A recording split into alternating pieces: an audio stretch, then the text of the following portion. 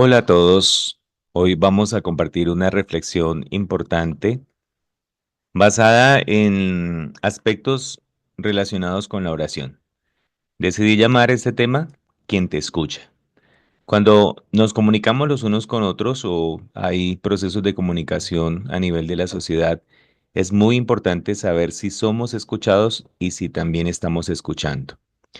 En el Salmo 65, versículos 1 y 2, el salmista dice: Tuya es la alabanza en Sion, oh Dios, y a ti se te pagarán los votos. Tú oyes la oración, a ti vendrá toda carne. Iniciando con este versículo es importante hacer énfasis en dos aspectos. Uno, a ti se te pagarán los votos.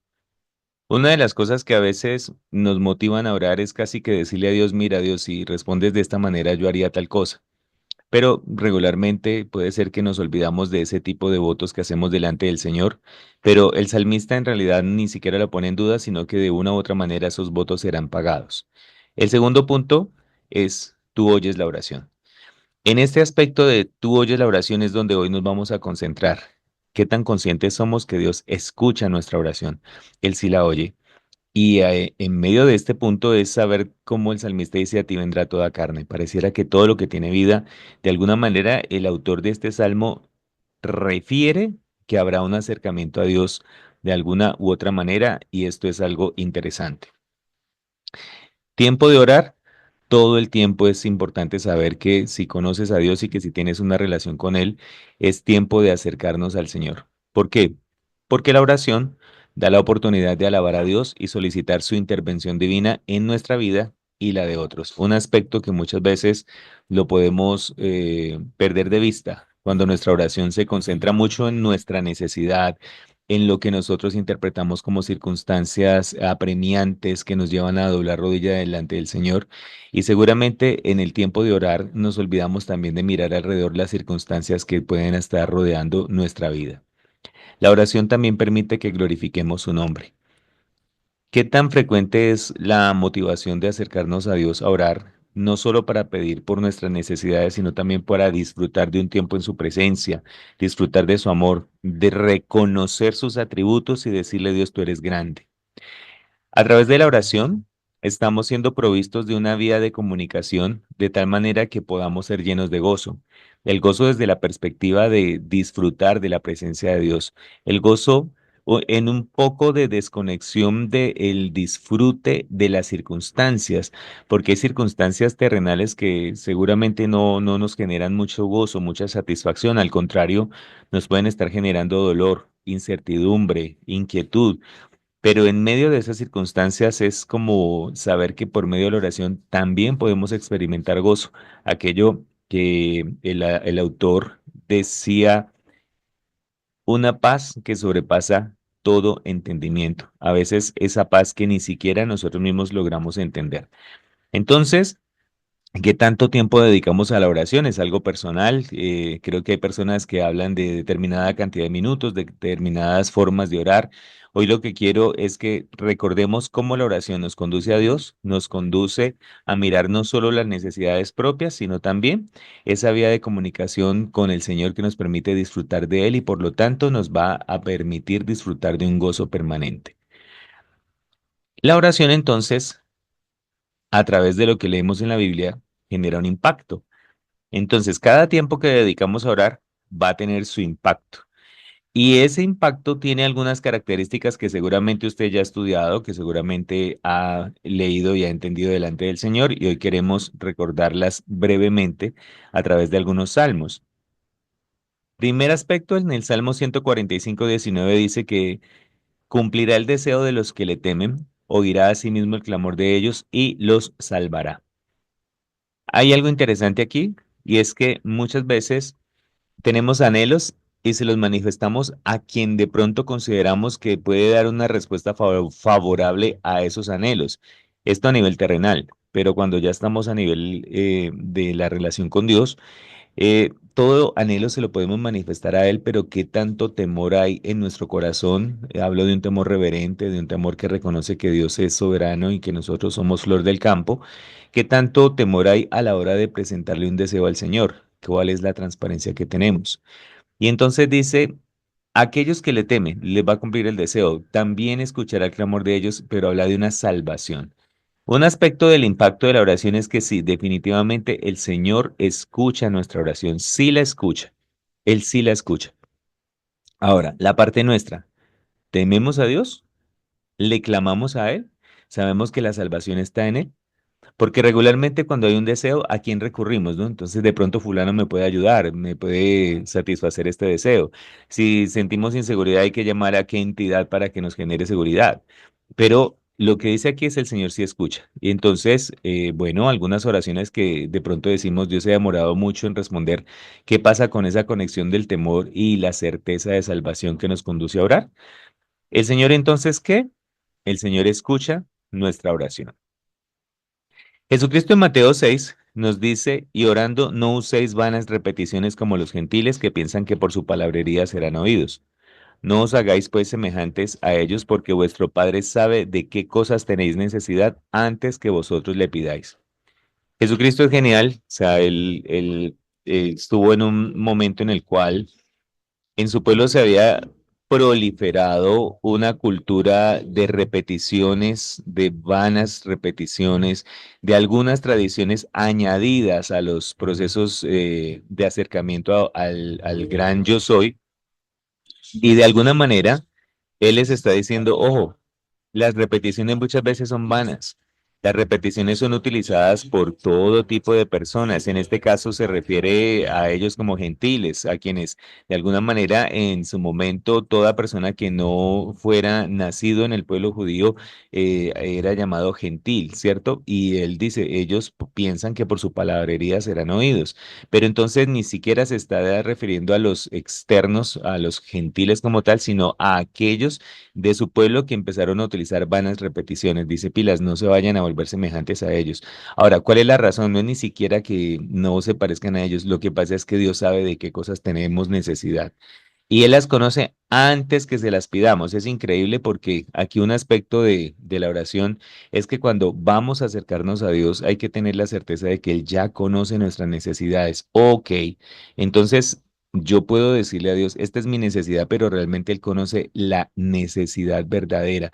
Puede suceder entonces que cuando yo voy al Señor a expresarle alguna necesidad, Él me dice, mira, pero lo que tú necesitas es otra cosa, es un cambio de pensamiento, es una organización de prioridades, no sé cuál sea la situación de cada uno de nosotros. Aspecto clave acá. Las repeticiones en sí no generan mucho impacto. Esto es un aspecto clave, ¿sí? No genera mucho impacto. ¿Listo? Trate de no orar pareciéndose a nadie. Eso también es importante. Porque en realidad cuando vamos a orar, el Señor casi que como algunas personas cuando uno les va a decir algo, ay, yo ya sé lo que usted me viene a decir. Pero no, Dios deja que le digamos, porque Él ya sabe de qué cosas sí te escucho, pero sé que lo que necesitas es esto. Entonces, este aspecto es importante. El Señor sí conoce lo que es nuestra necesidad. En Salmo 66, entonces el autor dice, si en mi corazón hubiese yo mirado a la iniquidad, el Señor no me habría escuchado. Increíble. No sé si ha tenido la experiencia de considerar, bueno, yo oro, pero Dios realmente parece que no me escucha. Una de las razones por las cuales esa experiencia se pueda vivir es que haya iniquidad en el corazón. El autor del Salmo dice, realmente el Señor me escuchó porque había confesado mi iniquidad. En la oración es importante revisar que nosotros nos acerquemos a Él habiendo confesado nuestro pecado. Sabemos que Cristo ya perdonó nuestra maldad, pero el Señor anhela que nos acerquemos a Él con transparencia y le digamos cuáles son nuestras iniquidades. Y de esa manera entonces es saber que cuando vamos a orar, hay una oración que si hay pecado en nuestro corazón, es la única que Dios escucha, es la oración de arrepentimiento. ¿Qué espera el Señor cuando oramos? Que haya un arrepentimiento delante de Él. Y si Él conoce nuestras necesidades, que lo acabamos de decir, entonces en alguna oración, la forma de Dios decir, mira, lo que tú necesitas es arrepentirte. Esa es una forma de Él también manifestar esa conexión entre que conoce nuestra necesidad y realmente cómo va a responder a nuestra oración. Si escucha nuestra oración, Él realmente sabe nuestras necesidades, el Señor espera que estemos arrepentidos. En Primera de Juan capítulo 5 14 y 15 encontramos una expresión interesante y es esta, ¿no? Y esta es la confianza que tenemos en Él, que si pedimos alguna cosa conforme a su voluntad, Él nos oye. Y si sabemos que Él nos oye en cualquiera cosa que pidamos, sabemos que tenemos las peticiones que hayamos hecho. Es muy importante evaluar si cuando oramos nuestra oración, nuestro anhelo o lo que interpretamos como necesidad está en línea con los propósitos de Dios. Porque aquí nosotros podemos entender que el Señor sí, escucha la oración, sabe nuestra necesidad, pero en realidad una clave importante es que la respuesta a las oraciones van en directa proporción con el propósito que Dios haya establecido para nuestra vida y con los preceptos que Él estableció. Entonces, si quieres y si queremos orar confiadamente delante del Señor, pues es revisar si lo que le vamos a presentar a Él como una petición o como un clamor, como una queja, no sé, está en conexión con sus preceptos, porque podemos estar clamando en algún tipo de oración y esa oración el Señor de pronto no la escucha por una razón y es que tengamos un pecado inconfeso, entonces si lo confesamos Él va a escuchar la oración, pero la otra razón es que nuestro anhelo esté en desconexión con sus preceptos, que le estemos diciendo a Dios, guárdame de que estoy conduciendo en contravía en el tráfico, entonces guárdame de un accidente. Pues muy poco probable que el Señor responda a un prototipo de oración como esa. Y seguramente muchas oraciones que hagamos necesitarán un filtro, ¿no? Esto que yo le estoy pidiendo al Señor realmente está dentro de sus preceptos, dentro de su voluntad, para que haya una respuesta entonces que podríamos considerar como favorable.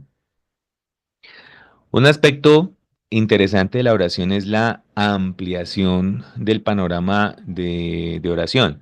En Santiago 5 el autor dice, confesaos vuestras ofensas unos a otros, orad unos por otros, para que seáis sanados. La oración eficaz del justo puede mucho. Sabe que una de las cosas interesantes acá es la invitación que hace el Señor a través de este autor acerca de orar los unos por los otros. Qué desafío decir con una persona que profese nuestra fe, decirle, mira, yo tengo un pecado tremendo y quisiera que ores por mí en este pecado. Ahora, ¿por qué no es tan frecuente que esto ocurra? Porque de pronto la cultura religiosa de muchos es casi que rasgarse las vestiduras porque alguien entonces está en un pecado. Ay, Dios, ¿cómo cometió semejante pecado? Y lo que dice allí es confesaos vuestras ofensas unos a otros y orad unos por otros para que seáis sanados. Entonces, en oportunidades de revisar qué pecado hay que no se ha confesado y es decirle, mira, vamos a orar porque realmente lo que Dios necesita es un camino abierto para bendecirte y responderte, pues no, resulta que Dios no es que necesita, es la persona que necesita que ese camino se abra, se recupere. Entonces hay que confesar el pecado para ser sanado. Y entonces una vez sanado, dice la oración eficaz del justo puede mucho. No sé cada cuánto usted ora por otras peticiones que no sean las suyas. No sé cada cuánto tiempo sacamos qué sé yo, la lupa, la lámpara de nuestras necesidades y miramos alrededor y decimos, mira, voy a orar por tal situación de tal familia o de tal persona que está experimentando dolor o de tal nación que está en guerra. Cada cuánto sacamos tiempo para orar de esa manera. Y aun cuando una persona te dice, mira, te pido apoyo en oración porque estoy en tal situación, si realmente sacamos el momento para orar por esa persona o por esa familia, porque la oración eficaz del justo puede mucho. Sabe que cuando usted termine de escuchar esto, sería bueno que dedique un tiempo a, no sé, llame a alguien y póngase de acuerdo a orar por esa persona. Póngase de acuerdo hoy a orar por una familia que está en necesidad o manifiéstele a alguien la necesidad de que oren junto con usted para confesar algún tipo de situación de la cual usted no ha podido ser libre. Ese es un impacto de la oración interesante, la oración de unos por otros que si alguien te confiesa alguna circunstancia digna de oración, de arrepentimiento, que usted no la vaya a andar comunicando a diestra y siniestra, que seamos personas dignas de confianza, eso sería muy importante. Y para terminar, es recordar lo que Dios dijo a través del profeta Jeremías en el capítulo 18 del 1 al 4. Palabra que vino a Jeremías de parte del Señor diciendo, levántate y desciende a la casa del alfarero, y allí te haré oír mis palabras. Entonces descendí a casa del alfarero y he aquí estaba allí haciendo un trabajo sobre la rueda. Y la vasija de barro que estaba haciendo se echó a perder en la mano del alfarero. Así que volvió a hacer de ella otra vasija, según le pareció mejor al alfarero hacerla. Todo lo que hemos hablado acerca de que Dios escucha nuestra oración, que Dios quiere, busca nuestro arrepentimiento, lo espera, de hecho, que nosotros podemos tener certeza que Dios escucha nuestras oraciones cuando están conforme a sus preceptos, que es importante orar los unos por los otros. Y vengo a leer esta parte del alfarero porque dentro de nuestra oración nosotros también tendríamos que estar dispuestos a que en algún momento el Señor en nuestra oración nos dice, mira, voy a destruir esta vasija. Y es ese punto clave donde de pronto Dios dice, la vasija de barro que estaba haciendo se echó a perder en la mano del alfarero. Que el proceso que estás viviendo de pronto entonces dice Dios, no, voy a cambiar este proceso, esta vasija. Y él qué tiene que hacer, quebrar, o sea, volver a hacer otra vasija. Porque a veces los errores, las situaciones de tristeza, los dolores, cuando estamos en las manos del Señor, entonces allí lo que el Señor hace es otra nueva vasija, otra como a Él mejor le parece. Nosotros a veces le decimos a Dios, mira, yo creo que es mejor este proceso vivirlo de esta manera y nos tomamos el trabajo de aconsejar a Dios, ¿no? Una oración, Señor, por favor, hazlo de esta manera para que todo funcione mejor, porque es que yo sé que esto sería lo que más me conviene y esto es lo que mejor a mí me parece. ¿Y qué tal es como decirle, Señor, si es necesario, haz de mí esa nueva vasija? Y si me estoy echando a perder, que sean tus manos para que hagas una nueva vasija y entonces nuestra oración, ¿qué tan transformada será? La oración de unos por otros, porque realmente esta visión que Dios le dio a Jeremías es de cómo Dios es capaz, aún de lo que se está dañando, volver a construir, volver a diseñar. Dios es perfecto en cada uno de sus pasos. Entonces, hoy, saca tiempo para recordar quién te escucha, ante quién estás llevando tu clamor, que sea el Señor el centro de tus motivaciones, el centro de tus clamores, y que realmente si el Señor un día dice, no, voy a hacer otra nueva vasija, eh, no haya esa sorpresa de dolor que sí se puede experimentar, sino saber de que, o sea, Dios entonces está haciendo cosa nueva. Que el Señor entonces les bendiga a todos.